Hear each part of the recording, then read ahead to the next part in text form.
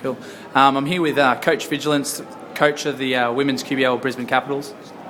Dwayne, you just got away with a win. It wasn't pretty, but a W is a W, and I'm sure you'll take it at this time of the year. No, that's right. A win's a win. Like, the first half is very ugly, but we did some adjustments, and the girls listened, and we persevered. It's funny how young kids get, they adapt to the players that we're playing. So I really thought in the second half we played well. So sure.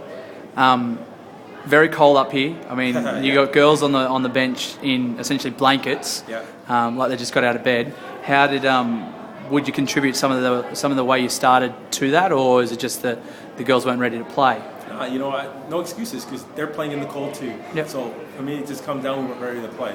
Our leaders didn't step up in the very beginning to warm us up properly, and I take some blame too, because maybe I didn't prepare them properly, because that's my job. But next time, we'll be better. We'll be better tomorrow. Sure. Obviously, as the game went on, the girls, did start to progress, and things started to happen for you. Yeah.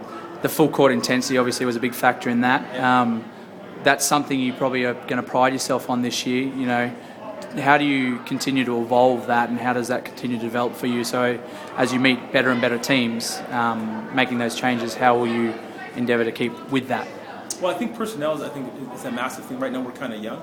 So when we get some more players next week, the two Laurens, that'll change us some more. So we're able to play people in their natural position. Yep. So Helen can play the true 2 or 3 player that she is instead of playing the 4. Sure. Nat can play the 4. So I think that will help us out and spread us out a little more, so we can play some up-tempo basketball. Sure. Speaking of personnel, Helen Naylor in the second game for the Capitals this week had 24. Yeah. Amy Cook is back and ready and raring as always. Yeah. What kind of impact do you expect those girls to have? I mean, obviously with a young group, especially this week, very much leaders on and off the floor. Yeah.